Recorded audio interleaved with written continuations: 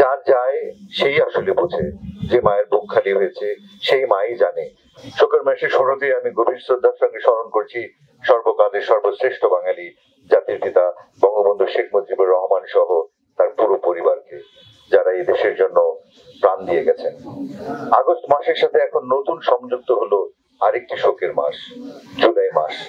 এই জুলাই মাসে আমাদের প্রাণ প্রিয় কিছু ছাত্র, আমাদের প্রাণ প্রিয় কিছু মানুষ, কিছু পুলিশ, কিছু শিশু এই পৃথিবী ছেড়ে চলে গেছে। তাদেরকে অন্যায়ভাবে মারা হয়েছে। আমি গভীর শ্রদ্ধার সঙ্গে, গভীর শোকের সঙ্গে স্মরণ করছি সেই মানুষগুলোকে। তাদের শোক সন্তপ্ত পরিবারকে জানাই সমবেদনা। যার যায় সেই আসলে বোঝে, যে মায়ের বুক খালি হয়েছে সেই মাই জানে, যে কত আদর করে, কত যত্ন করে তার সন্তানটাকে সে বড় করছিল। আমার ঘরেও দুটো সন্তান আছে, দুটো ছাত্র। আমি দেখেছি এই ছাত্ররা যে আন্দোলনে নেমেছে, যে কোটার আন্দোলনে নেমেছিল, সেই কোটার পক্ষে আমরা সকলেই ছিলাম। তারপর সেই কোটার মধ্যে এই ছাত্রদেরকে ঢাল করে একদল একদল মানুষরূপী পশু ঢুকে যায়, নস্যাৎ করে দেয় সব আন্দোলনকে, ছিন্ন ভিন্ন করে দেয় পুরো দেশটিকে, জ্বালিয়ে পুড়িয়ে ছারখার করে দিয়েছে আমাদের এই দেশটিকে। এই দেশটি হয়তো আবার আমরা কষ্ট করে ঠিক করে ফেলবো, কারণ আমাদের নেতৃত্বে আছেন জননেত্রী শেখ হাসিনা, আমাদের প্রিয় প্রধানমন্ত্রী। কিন্তু যে প্রাণগুলি ঝরে গেল, এই প্রাণগুলি তো আমরা আর কোনোদিন ফিরে পাবো না। তাদের জন্য আমি নিজের সন্তান তুল্য এই বাচ্চাদের জন্য আমি মন থেকে দোয়া করি, আল্লাহ যেন তাদেরকে বেহেশতের সর্বশ্রেষ্ঠ আসনে তাদেরকে জায়গা করে দেন। আজকে আমরা বিটিভিতে এসেছি, আমাদের অস্তিত্বের একটি জায়গা, আমাদের সংস্কৃতির অস্তিত্বের একটি জায়গা। সেই বিটিভিতে আগুন কেন? এই অগ্নি সন্ত্রাসী কারা?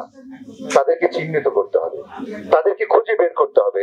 এটা কোনো ছেলে খেলা নয়। আমরা যেভাবে আজকে দেখেছি এখানে, এটা পরিকল্পিত ভাবে যতগুলি স্থাপনাতে অগ্নিসংযোগ করা হয়েছে, আপনারা যদি দেখেন, এই বাচ্চারা যদি দেখে, ছাত্ররা যদি দেখে, তারা বুঝতে পারবে এটা সুপরিকল্পিত ভাবে করা হয়েছে। কারণ এখানে গান পাউডার ইউজ করা হয়েছে, যেটি বাজারে অত সহজে পাওয়া যায় না।